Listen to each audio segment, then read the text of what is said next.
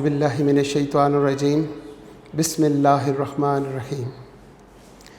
अल्लाह के बाबरकत नाम से शुरू करते हैं जो बड़ा मेहरबान और नहायत रहम करने वाला है। यूनिक ग्रुप ऑफ इंस्टीट्यूशन की तरफ से ऑनलाइन लेक्चर्स कोरोना वायरस के होने की वजह से आप सब बच्चे घर में रहें और महफूज रहें, इसलिए हमने यहाँ पर ऑनलाइन लेक्चर्स आपके लिए स्टार्ट किए। और ऑनलाइन लेक्चर्स में हम पढ़ते हैं स्टैटिस्टिक्स। मेरा नाम प्रोफेसर राजा वाजिद अली है। स्टैटिस्टिक्स यानी शुमारियात। शुमारियात मतलब शुमार करना। शुमारियात का मतलब शुमार करना।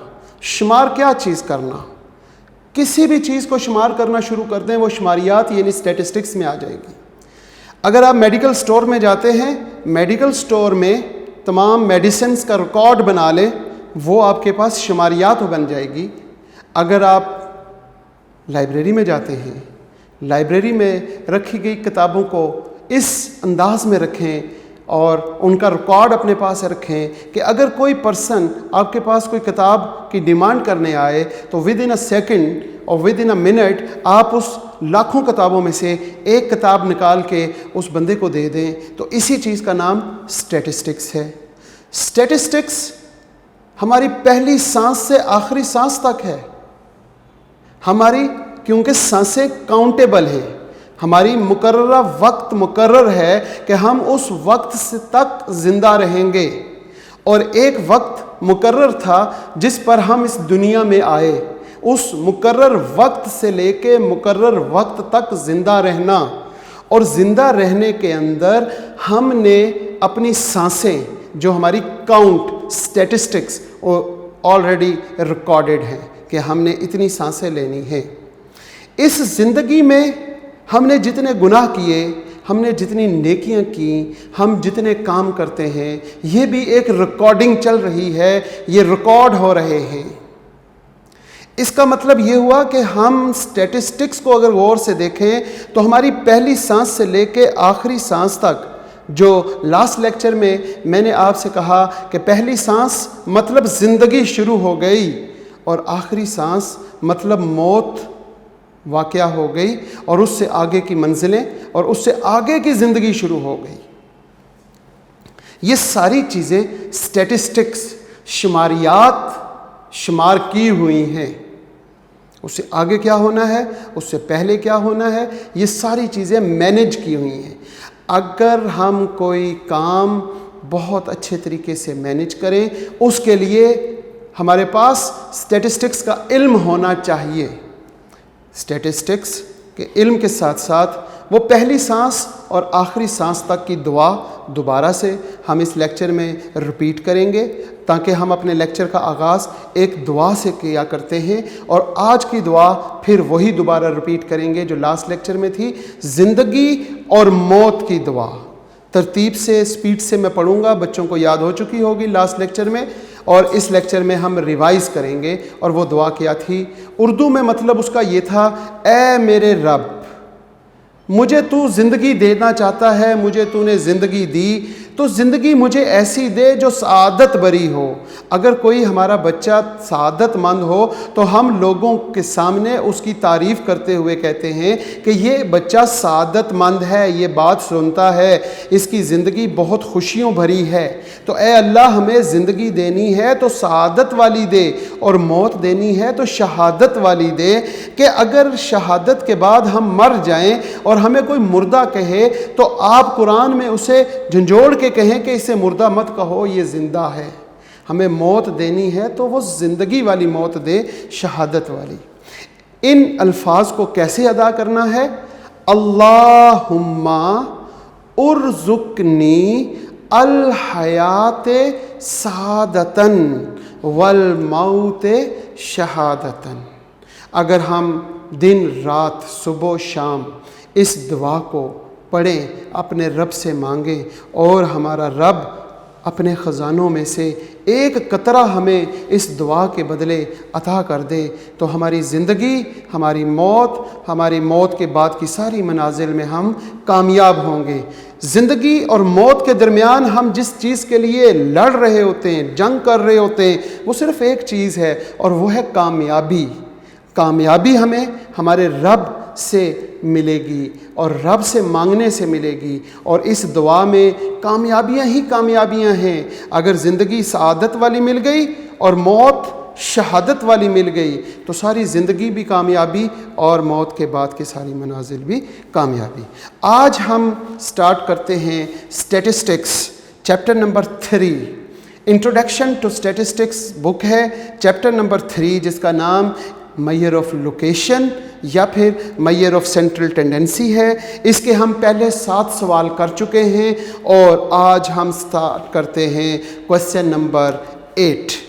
क्योंकि चैप्टर नंबर 3 है तो इसके क्वेश्चन नंबर 8 को लिखने में हम क्या लिखते हैं, 3.8। ये 3 रिप्रेजेंट करता है चैप्टर को।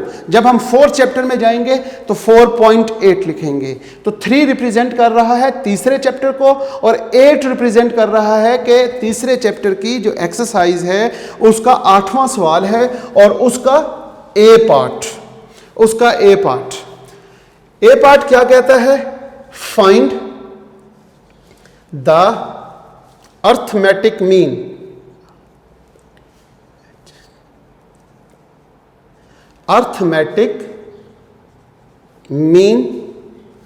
by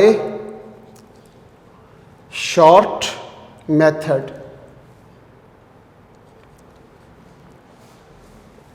for the following data. जो नीचे डेटा दिया गया है इसका शॉर्ट मेथड से आप अर्थमेटिक मीन फाइंड करें। अब डेटा क्या दिया हुआ है हमारे पास, वो है जनाब हाइट, इंचेस में दी हुई है।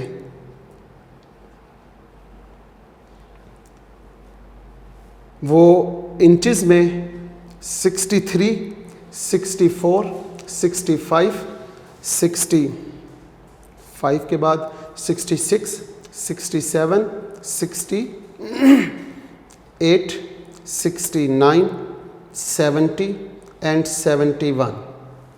हाइट के बाद उसने number of students,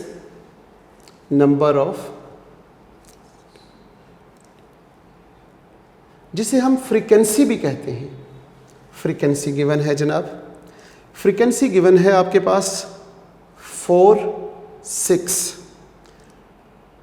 10, 20 and 30, 13, 12, 3 and 2। ये एक आसान सा सवाल है, बहुत से बच्चों को अब ये सवाल समझ भी आ चुका होगा कैसे सॉल्व करना है। हमारे पास हाइट्स गिवन है और फ्रीक्वेंसी गिवन है। फ्रीक्वेंसी को मैं रिपीट करता हूँ कि कोई लफ्ज़ गलत न लिखा गया हो। 4, 6, 10, 20, 30, 13, 12, 3 एंड 2। इसको सॉल्व करने के लिए हमें arithmetic mean by using method कौन सा है जनाब, शॉर्टकट मेथड। शॉर्ट मेथड कौन सा है, शॉर्ट मेथड डेविएशन वाला मेथड है। Mean is equal to a plus summation d over n। Mean को हम x बार यानी कि x बार इससे भी डिनोट कर सकते हैं। इसके लिए हमें क्या करना पड़ेगा, ये जो कॉलम है जो हमारे पास, इसे हम x से डिनोट करेंगे और ये जो नंबर ऑफ स्टूडेंट्स हैं ये फ्रीक्वेंसी है। हमें क्या चाहिए, a। सबसे पहले हमें a चाहिए। a हम क्या करेंगे, कौन सी वैल्यू a लें। ये जो हमारे पास x मौजूद है, 63 से 71 तक, तो 63 से 71 तक जो तमाम वैल्यूज़ जो आपके सामने नज़र आ रही हैं, इनमें से किसी एक वैल्यू को आप सपोज कर लें कि ए है। आप 67 को भी सपोज कर सकते हैं, 70 को भी सपोज कर सकते हैं, 71 को भी, 63 को भी, 65, किसी एक वैल्यू को आपने सपोज करना है कि ये वैल्यू ए है। जैसा कि हम यहाँ पे सपोज करने लगे हैं कि ये जो 65 है ये हमारे पास ए है। ज़रूरी नहीं कि हर बच्चा 65 करे, कोई भी वैल्यू सपोज की जा सकती है। अब ये ए का हम क्या यूज़ करेंगे, हम डेविएशन, क्योंकि short method is called deviation method, is also called indirect method. तो इनडायरेक्ट मेथड ये है, इसको डेविएशन मेथड भी कहते हैं और इसको शॉर्ट मेथड भी कहते हैं। इसके लिए हमें ज़रूरत है किसकी, डी की, डी फॉर डेविएशन। डेविएशन का क्या मतलब था, डिफरेंस।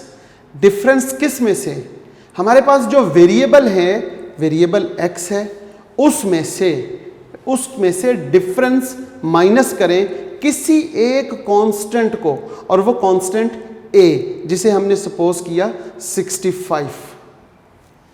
हमारे पास हम यहाँ पे where A is equal to 65, यहाँ पे हम एक अलग से करके लिख देते हैं कि हमारे पास ए जो है वो क्या है, 65।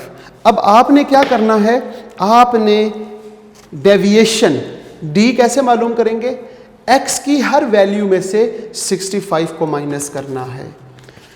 एक्स की पहली वैल्यू क्या थी हमारे पास, 63, फिर 64, 65, 66, 67, 68, 69, 70 और 71। हर वैल्यू में से आपने एक कांस्टेंट जो अज्यूम किया गया है, अज्यूम का मतलब हर बंदा अपनी वैल्यू को अज्यूम करेगा, वो मे बी 65 करे, 68 करे, 70 करे। अगर आपने 70 सपोज कर लिया है तो यहाँ पे हर वैल्यू में से 70 को माइनस कर दें। जैसे कि हमने यहाँ 65 सपोज किया है तो हम 65 को ही माइनस करेंगे। हर वैल्यू में से जो 65 या किसी भी एक कांस्टेंट को माइनस करने के बाद जो आंसर आएगा वो क्या कहलाएगा, वो डेविएशन डी कहलाएगा। अब हमारे पास डी की वैल्यूज आ जाएंगी। अगर हम 63 माइनस 65 करें तो हमारे पास आंसर आएगा -2, फिर हमारे पास -1, इसी तरह यहाँ 0, यहाँ 1, यहाँ 2, यहाँ 3, यहाँ 4, यहाँ 5 और यहाँ पे 6। ये हमारे पास डेविएशन करने के बाद हमारे पास आंसर आ गए। अब हमने क्या करना है, फार्मूला देखना है। ये जो फार्मूला हमने लिखा, क्या आया ये फार्मूला यहाँ यूज़ होता है या नहीं होता। ये फार्मूला यूज़ होगा, लेकिन ये फार्मूला तब यूज़ करते जब हम क्या करते, अनग्रुप डेटा था। यहाँ पे ग्रुप डेटा की वजह से हमारे पास फार्मूले में जो चेंजिंग होगी वो ये सिर्फ यहाँ पर होगी, और वो क्या होगी, समीशन डी की जगह पर अब हम क्या लिखेंगे, पहले तो हम सिर्फ लिखते थे समीशन डी। जब फ्रीक्वेंसी गिवन हो, data is called group data, तो हम यहाँ फ्रीक्वेंसी एफ का इस्तेमाल करेंगे। Summation f d over n की जगह पर हम क्या लिखेंगे, समीशन एफ। फार्मूले में ये चेंज हो जाएगा। इससे पीछे वाले जो लेक्चर्स में हमने पढ़ा, इससे पहले लेक्चर में, वो अनग्रुप डेटा के क्वेश्चन सॉल्व करते रहे, यहाँ पे फ्रीक्वेंसी का इस्तेमाल नहीं किया। अब समीशन एफ, इसका क्या मतलब है, इसका मतलब ये हुआ कि ये जो फ्रीक्वेंसी है इसका सम करें। समीशन एफ आपके पास यहाँ पर मौजूद हो जाएगा। यहाँ पर समीशन एफ की वैल्यू कैसे मालूम करेंगे बच्चे, वो यहाँ पर 4 + 6 10, फिर 10 20 और फिर 20 40 50 60 70 83 एंड सो ऑन। इन्हें प्लस करने के बाद हमारे पास कंप्लीट आंसर आएगा और वो है 100।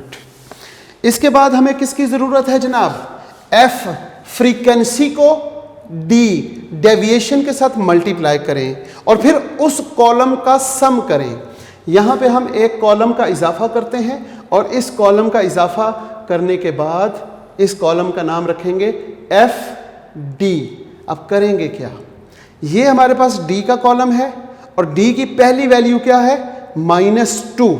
अब इस -2 को D की जो वैल्यू है उसको फ्रीक्वेंसी की पहली वैल्यू के साथ मल्टीप्लाई कर देंगे। फ्रीक्वेंसी की वैल्यू है 4 और D की वैल्यू है -2। आंसर हमारे पास क्या आ जाएगा, 4 2s are 8, तो -8 आ जाएगा।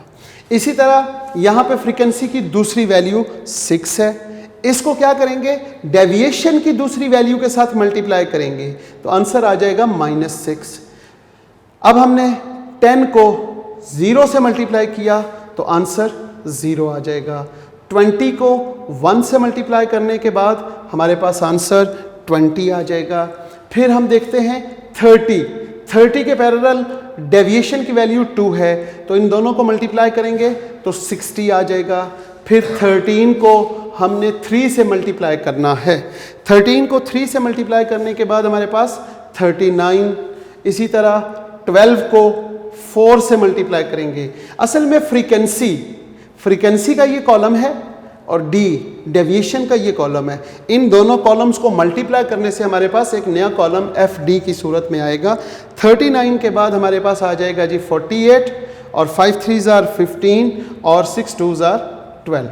और इस कॉलम का जो टोटल किया जाएगा, इस कॉलम के टोटल को क्या कहेंगे, ये समीशन का मतलब है टोटल किया गया है किसका, F और D, FD का टोटल किया गया है और वो हमारे पास आ जाएगा 180।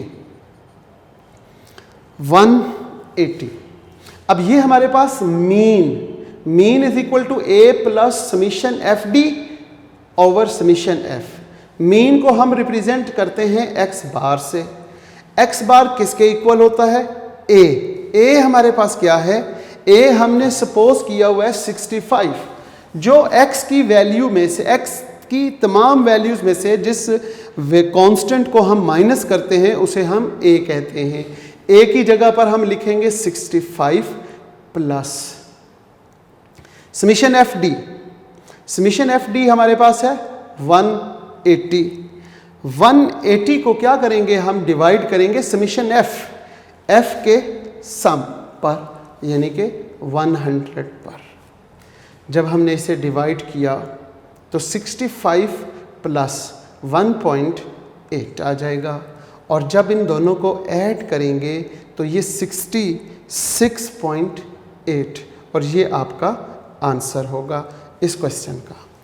उम्मीद करता हूँ अजीज़ तुलबा व तालिबात, arithmetic mean in group data, हमने अर्थमेटिक मीन सीखा ग्रुप डेटा में किस मेथड के साथ, स्टेप डेविएशन मेथड के साथ। अगर हम इसी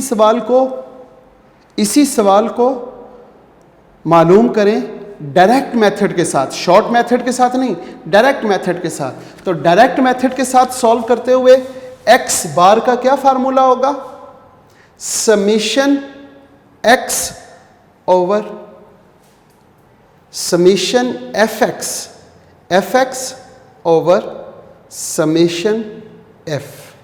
अब आपने क्या करना है, अब आपने x को f के साथ डायरेक्ट मल्टीप्लाई कर देना है। x क्या है हमारे पास, और अगर हम यहां से, हमें d की नहीं ज़रूरत, हमें fd की ज़रूरत नहीं है। अब हम क्या करेंगे, अगर हम इस क्वेश्चन को डायरेक्ट मेथड से करना चाहें तो ये हमारे पास f है और ये हमारे पास x है। हम इन दोनों को सिंपल मल्टीप्लाई करेंगे। कैसे, यहाँ पे fx, अब ये f की वैल्यू 6 है और 63, मल्टीप्लाई करके आपने यहाँ लिख देना है। इसी तरह इसको इसके साथ मल्टीप्लाई करना है और यहाँ लिख देना है, और यहाँ पर आपने इस कॉलम का टोटल कर लिया। इस कॉलम का टोटल कितना आया, 6680। मुझे उम्मीद है कि हम जब कैलकुलेट करेंगे यहाँ पे, ये कैलकुलेशन में तमाम अजीज़ तुलबा व तालिबात आपके ज़िम्मे लेता हूँ कि आपने यहाँ पे f और x को मल्टीप्लाई तो कर ही लेंगे। ये f की पहली वैल्यू 4 और 63, 6 और 64, 10 और 65 मल्टीप्लाई करते जाएं और इस कॉलम में लिखते जाएं, और जब आप इस कॉलम में लिखने के बाद टोटल करेंगे तो वो आ जाएगा 6680, इसका सम आ जाएगा। अब आपने ये दोनों सम यहां पे पुट करने हैं। यहां पे जब आप पुट करेंगे 6680 डिवाइडिंग बाय 100, और जब इसे आप डिवाइड करेंगे तो आंसर आ जाएगा 66.8। और आपने इसको डायरेक्ट मेथड से सॉल्व करके देखा और इसको स्टेप डेविएशन मेथड या शॉर्ट मेथड से सॉल्व करके देखा, तो दोनों तरीकों से आपका आंसर सेम आया। तो अगर क्वेश्चन सेम रहे और हम उसे किसी भी मेथड से सॉल्व करें, क्वेश्चन में अगर मेंशन ना किया गया हो, जैसे यहाँ पे क्वेश्चन में मेंशन किया हुआ था शॉर्ट मेथड, तो आपने शॉर्ट मेथड ही यूज़ करना है। अगर यहाँ शॉर्ट मेथड मेंशन ना होता, सिंपल लिखा होता find the arithmetic mean for the following data, तो आपकी मर्जी थी, आप शॉर्ट मेथड से यूज़ करके सॉल्व कर लें या आप इसे डायरेक्ट मेथड से सॉल्व कर लें। ये था हमारा क्वेश्चन नंबर 3.8 का ए पार्ट। अब हम बात करते हैं 3.8 के बी पार्ट की तरफ चलेंगे। यहाँ पे हमने बी पार्ट लिख देना है और बाकी तमाम question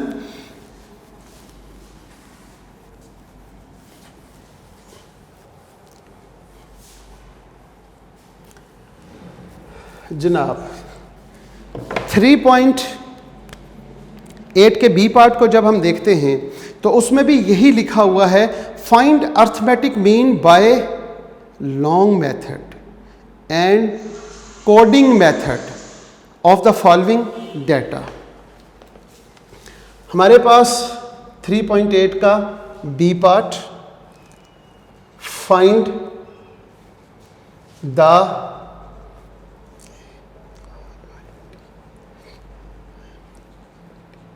arithmetic mean by long method and coding method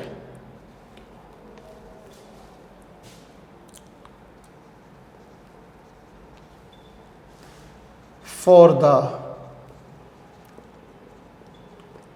following data. Data कैसा गिवन है?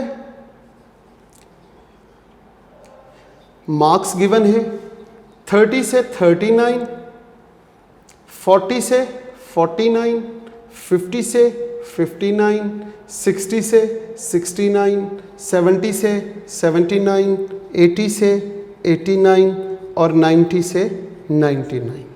ये हमारे पास मार्क्स गिवन है। इसके साथ हमें फ्रीक्वेंसी दी हुई है, और फ्रीक्वेंसी क्या है हमारे पास? 2, 3, 11, 20, 32, 25 एंड 7। इस सवाल को भी हमने दो मेथड्स से यूज़ करते हुए बाय यूजिंग लॉन्ग मेथड, एक तो लॉन्ग मेथड से और दूसरा है कैलकुलेट बाय कोडिंग मेथड। अब यहाँ मेंशन कर दिए हैं तो दोनों मेथड से यूज़ करेंगे, और अगर यहाँ पे मेंशन ना होते तो हम जिस मर्जी मेथड से सॉल्व कर लेते, हमें नंबर मिल जाते। पहले नंबर पे हमने मालूम करना है जनाब लॉन्ग मेथड। हम लॉन्ग मेथड को इस्तेमाल करते हैं। लॉन्ग मेथड, लॉन्ग मेथड में मीन का formula, long method basically direct method है। जो पहला मेथड है वो था, क्योंकि यहाँ क्वेश्चन में फ्रीक्वेंसी गिवन है तो फार्मूला क्या होगा? Summation F x over summation F. अब हमने ये देखना है कि हमारे पास x कहाँ पर है। क्या हमारे क्वेश्चन में x गिवन है? इससे प्रीवियस क्वेश्चन में हमारे पास x गिवन था, जिसे हमने हाइट्स 63, 64, 65 एंड सो ऑन, वो हमारे पास x था। अब यहाँ पर हमारे पास x नहीं है। x कैसे मालूम करेंगे? हम चैप्टर 2 में पढ़ के आए हैं mid point. Mid point x कहलाता है। x मिड पॉइंट कैसे मालूम करेंगे? जो हमारे पास पहली क्लास है उसकी अपर और लोअर लिमिट को प्लस करेंगे। 30 प्लस 39 डिवाइडिंग बाय 2, जो आंसर आएगा वो हमारे पास x आ जाएगा। हम आगे चलते हैं। 40 प्लस 49 डिवाइडिंग बाय 2, यहाँ पे हम क्या लिखेंगे? 50 प्लस 59 डिवाइडिंग बाय 2, यहाँ पे 60 plus 69 dividing by 2, 70 plus 79 dividing by 2, 80 plus 89 dividing by 2, 90 plus 99 dividing by 2। यहाँ पर बच्चे गलती क्या करते हैं? बच्चे गलती ये करते हैं कि कैलकुलेटर पे लिखते हैं 30 प्लस 39 और साथ ही डिवाइडिंग बाय 2 कर देते हैं, और जो यहाँ पे आपका आंसर आएगा वो आपका गलत होगा। इसको क्या करना है? पहले 30 प्लस 39 इक्वल्स टू करेंगे। अब 30 और 39 को जब प्लस करेंगे तो वो आपके पास 3 और 3 6, 69 आ गया। अब जो 69 आया उसको डिवाइड करेंगे 2 पे, तो फिर हमारा आंसर सही आएगा। अगर आप ये ऐसे करेंगे तो कैलकुलेटर डिमैश रूल को फॉलो करते हुए पहले वो 39 को 2 पे डिवाइड करेगा, जो उसके पास आएगा उसको 30 में प्लस कर देगा। हालांकि हमारी जो मंजिल है वो यह नहीं है कि 39 डिवाइडिंग बाई 2 प्लस 30, बल्कि हमने क्या करना है? 30 प्लस 39 उन दोनों को प्लस करने के बाद जो आंसर आए उसे हमने क्या करेंगे? 2 पे डिवाइड करेंगे। तो पहला जवाब हमारे पास क्या आया? 34.5, 44.5, 54.5, इसी तरह यहाँ पे 64.5, 74.5 और 84.5 और 94.5, ये हमारे पास x की वैल्यूज़ आ जाएंगी। अब आपने क्या करना है? क्योंकि आपने लॉन्ग मेथड इस्तेमाल करना है, एक तो हमें चाहिए समीशन f, आपने फ्रीक्वेंसी का टोटल मालूम करना है। फ्रीक्वेंसी क्या है हमारे पास? फ्रीक्वेंसी हमारे पास ये मौजूद है। इसका जब आप सम करेंगे तो इसके सम को आप कहेंगे कि ये हमारे पास समीशन f है और इसका सम 100 आ गया। ये समीशन f आपके पास मालूम हो गया। समीशन f(x), अब आपने एक कॉलम मज़ीद बनाना है, और वो कॉलम कैसे बनाएंगे? f को x के साथ मल्टीप्लाई करेंगे। ये आपके पास f है, ये आपके पास x है। 2 को मल्टीप्लाई किसके साथ करेंगे? 34.5 के साथ। जब आप मल्टीप्लाई करेंगे तो आपके पास आंसर आ जाएगा 69। आगे 133.5, 599.5, 1290, 2384, 2112.5 और लास्ट में आ जाएगा आपके पास, आपने क्या किया होगा? आपने 94.5 को 7 से मल्टीप्लाई किया तो 661.5 आ जाएगा। ये आपके पास समीशन f(x) जो 7250, आपने f की हर वैल्यू को x की हर वैल्यू से मल्टीप्लाई किया तो ये जवाब आ गया। इस कॉलम का टोटल करने पर 7250 आया। अब आप यहाँ फार्मूले में वैल्यूज़ पुट करेंगे। समीशन f(x) वो क्या है? वो हमारे पास 7250 है, और डिवाइड किस पे करेंगे हम? समीशन फ्रीक्वेंसी के सम पे, और वो हमारे पास 100 है। जब हम इसे डिवाइड करेंगे तो हमारे पास arithmetic mean by using long method वो क्या आ चुका होगा? 72.50। ये था हमारा लॉन्ग मेथड। अब हम इसी क्वेश्चन को दोबारा कैलकुलेट करेंगे, और कैलकुलेट किसके साथ करेंगे? बाय यूजिंग कोडिंग मेथड, और शायद कोडिंग मेथड से हमने अभी तक इसको सॉल्व नहीं किया। उसके लिए मुझे क्योंकि बोर्ड की ज़रूरत है, यहाँ से मैं fx को रेस करूँगा। आप बच्चों को ये समझ आ चुका होगा कि fx कैसे बनाया और उसके बाद हमने उसका सम किया। हमें यहाँ 2 कॉलम्स की मज़ीद ज़रूरत पड़ेगी। उसकी वजह क्या है? क्योंकि हमें कोडिंग मेथड का फार्मूला आता होगा तो हम ये डिसाइड करेंगे कि हमने कॉलम्स कौन कौन से बनाने हैं। हमारे पास मीन मालूम करने का फार्मूला होगा a plus summation f you over summation F multiply by H. ये फार्मूला है जनाब by using coding method.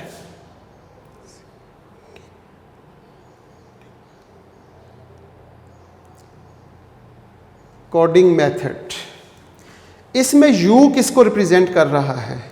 x की वैल्यू में से किसी कांस्टेंट को माइनस करें और h जो कॉमन इंटरवल या कॉमन डिवाइजर है उस पर डिवाइड करें। जैसे डेविएशन मेथड में हम क्या मालूम करते थे? d। कोडिंग मेथड में u मालूम करेंगे और u में हम क्या करेंगे? x में से किसी कांस्टेंट को हमने माइनस करना है और x की वैल्यूज हमारे पास ये हैं। जब हमारे पास ये x की वैल्यूज़ हैं, इन वैल्यूज़ में से किसी एक वैल्यू को हम सपोज करते हैं कि वो a है। हमने 54.5 को रिप्रेजेंट किया कि ये हमारे पास a है, तो हम यहाँ पे किसको माइनस करेंगे? 54.5 और डिवाइडिंग बाय इसका और इसका इंटरवल कितना है? 10। इसी तरह 44.5 और 54.5 का इंटरवल 10। 54 से 64.5 का इंटरवल 10 का है। इसी तरह 64.5 और 74.5 का इंटरवल 10 का है। यहाँ पे इंटरवल हर वैल्यू का दूसरी वैल्यू के साथ इंटरवल इक्वल यानी 10 है, तो हम इसे 10 पे डिवाइड करेंगे। यहाँ पर हम क्या करेंगे? x की जो पहली वैल्यू है वो हमारे पास क्या है? 34.5 माइनस 54.5 और डिवाइडिंग बाय 10। इसी तरह 44.5 minus 54.5 dividing by 10। 54.5 minus 54.5 dividing by 10। 64.5 minus 54.5 dividing by 10। 74.5 minus 54.5 dividing by 10 और 84.5 minus 54.5 dividing by 10। 94.5 minus 54.5 dividing by 10।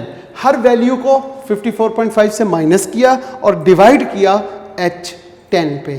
h common interval या फिर कॉमन डिवाइजर होता है। यहाँ पे हमारे पास आंसर जो आए वो क्या आए? पहला आंसर -2, फिर -1, फिर 0, फिर 1, 2 और यहाँ पे 3 और यहाँ 4। अब हम देखते हैं कि हमने फार्मूले में क्या करना है। समीशन f की ज़रूरत है हमारे पास। समीशन f 100 है। इसके बाद हमें किसकी ज़रूरत है? समीशन एफ यू की। तो यहाँ पे एक लास्ट कॉलम बनेगा और वो कॉलम बनेगा एफ यू के साथ। हमें फार्मूला अगर पहले से आता होगा तो हम ये कॉलम बना सकेंगे। अगर हमें फार्मूला ही नहीं आता तो हम कॉलम कैसे बनाएंगे? हमें कैसे पता चलेगा कि हमें समीशन एफ़ की ज़रूरत है या समीशन एफ़ यू की ज़रूरत है, हमें एच की ज़रूरत है? ये सारी चीज़ें जब हमें फार्मूला याद होगा तो हम ये सारी चीज़ें बहुत अच्छे तरीके से कर सकेंगे। एफ़ फ्रीक्वेंसी की पहली वैल्यू, फ्रीक्वेंसी की पहली वैल्यू क्या है जनाब? 2। फ्रीक्वेंसी की पहली वैल्यू है 2 और u की पहली वैल्यू क्या है? वो है -2। ये -2 है और ये 2, इन दोनों को आप मल्टीप्लाई करेंगे तो -4 आ जाएगा। फिर -1 u की पहली वैल्यू दूसरी वैल्यू है और फ्रीक्वेंसी की दूसरी वैल्यू क्या है जनाब? 3। इन दोनों को मल्टीप्लाई करने के बाद यहाँ पे लिखेंगे और वो हमारे पास -3। इसी तरह हम u की तीसरी वैल्यू 0 है और फ्रीक्वेंसी की तीसरी वैल्यू 11 है। इन दोनों को मल्टीप्लाई करेंगे तो 0 आ जाएगा। फिर 1 को मल्टीप्लाई करेंगे किसके साथ? 20 के साथ, तो आंसर 20 आ जाएगा। फिर हम देखते हैं 2 को किससे मल्टीप्लाई करना है? 32 से। फ्रीक्वेंसी की वैल्यू 32 है, तो ये हमारे पास 3 2 6 और 2 2 4 यानी 64 आ जाएगा। फिर हम देखते हैं 3 को किससे मल्टीप्लाई करेंगे? 25 से, आंसर 75 आ जाएगा। और लास्ट वैल्यू 4 है, 4 को मल्टीप्लाई करेंगे 7 के साथ, तो हमारे पास आंसर 28 आ गया। जब ये 28 आंसर आ गया, अब हमने क्या करना है? एफ यू को मल्टीप्लाई करेंगे और उनके बाद लास्ट में इस कॉलम का टोटल करेंगे। वो हमारे पास आ जाएगा summation f u is equal to 180। 180 को हम अब इस फार्मूले में इस्तेमाल करते हैं। मीन इज इक्वल टू, आपको याद होगा कि इस फार्मूले को सॉल्व करने के लिए हमने अज्यूम वैल्यू कांस्टेंट क्या रखा था? 54.5। तो ए हमारे पास 54.5 आ गया। एच हमारे पास क्या था? 10 कॉमन इंटरवल जिस पे डिवाइड किया गया है। अब हम इस फार्मूले में वैल्यू पुट करते हैं। ए हमारे पास है 54.5 minus summation f you 180 dividing by summation F हमारे पास है जनाब 100, यहाँ पे 100, यहाँ पे प्लस है और मल्टीप्लाई बाय एच वो हमारे पास 10 है। अब ये 10 से ये 100 कैंसिल हो जाएगा और वो आ जाएगा 10, और 10 से फिर ये भी कैंसिल हो जाएगा। तो फाइनली हमारे पास बच गया 54.5 प्लस 18, और जब आप इन दोनों को प्लस करेंगे तो आपके पास फिर दोबारा से आंसर आ जाएगा 72.5, जो कि आपने लॉन्ग मेथड से सॉल्व किया 72.5, और जब आप इसको कोडिंग मेथड से सॉल्व करेंगे तो फिर 72.5 आ गया। ये था हमारा आज का लेक्चर, जिसमें हमने क्वेश्चन नंबर 7 और क्वेश्चन नंबर 8 के दोनों पार्ट्स को सॉल्व किया, और इन दोनों पार्ट्स को सॉल्व करते हुए अर्थमेटिक मीन हमने देखा कि अर्थमेटिक मीन को सॉल्व किया हमने ग्रुप डेटा के साथ इस क्वेश्चन में, और इससे इसके ए पार्ट में और इसके बी पार्ट में हमने ग्रुप डेटा को सॉल्व किया by using direct method, it is called long method, deviation method और कोडिंग मेथड। हमने ग्रुप डेटा के साथ कोशिश की कि तीनों मेथड्स को अच्छे तरीके से सीखें, और इससे प्रीवियस लेक्चर में हमने अनग्रुप डेटा के साथ इन्हीं बातों को सीखने की कोशिश की। अब हमारे पास जो किताब चल रही है वो कारवान पब्लिशर की है। हम एक्सरसाइज का ये पेज कंप्लीट कर चुके हैं। ये जो एक्सरसाइज है इसका पहला पेज है, इस पे मौजूद तमाम न्यूमेरिकल्स कर चुके हैं। इसके बाद हम इस तरफ आते हैं, जो दूसरा पेज है हम ये तमाम न्यूमेरिकल्स भी कंप्लीट कर चुके हैं, और इसके साथ साथ हमारा तीसरे पेज पे क्वेश्चन नंबर 8 का ए और बी पार्ट हम यहाँ तक कंप्लीट कर चुके हैं। ये बुक या एक्सरसाइज दिखाने का मकसद ये था कि आपने इस बुक की एक्सरसाइज को इस अंदाज से देखना है कि हम कहाँ तक पहुँच चुके हैं। अर्थमेटिक मीन हमारा पहला टॉपिक है जो स्टैटिस्टिक्स में मेजर टॉपिक है। इसको बहुत अच्छे तरीके से सीख रहे हैं। आगे मज़ीद अर्थमेटिक मीन के कुछ क्वेश्चंस होंगे नेक्स्ट लेक्चर्स में, और अर्थमेटिक मीन को डिफरेंट वेज से सॉल्व करने के तरीके। यहाँ पे इस बुक में वैरायटी ऑफ क्वेश्चंस बहुत ज़्यादा है, बहुत ज़्यादा वैरायटी ऑफ क्वेश्चन है। जो बच्चा यहाँ से इस किताब से निकल के जाएगा, एजुकेशन की किसी भी फील्ड में कहीं पर भी स्टैटिस्टिक्स का लफ्ज़ या स्टैटिस्टिक्स का कोई क्वेश्चन आएगा तो वो बच्चा फिर पढ़ेगा नहीं, वो फिर लोगों को पढ़ाएगा इंशाअल्लाह। तो उम्मीद करता हूँ कि आज के लेक्चर को बहुत अच्छे तरीके से, बहुत गौर व फिक्र के साथ अज़ीज़ तुलबा व तालिबात ने सीखा होगा, समझा होगा, और मैं फिर दोबारा कोशिश करूँगा कि इससे भी मज़ीद आसानियाँ आपके लिए पैदा करने की अपने लेक्चर के दौरान। और आज का लेक्चर का हम इख्तिताम करते हैं। अल्लाह ताला आपको सलामत रखे, और अपने हिफ्ज़ व अमान में रखे। अल्लाह हाफ़िज़।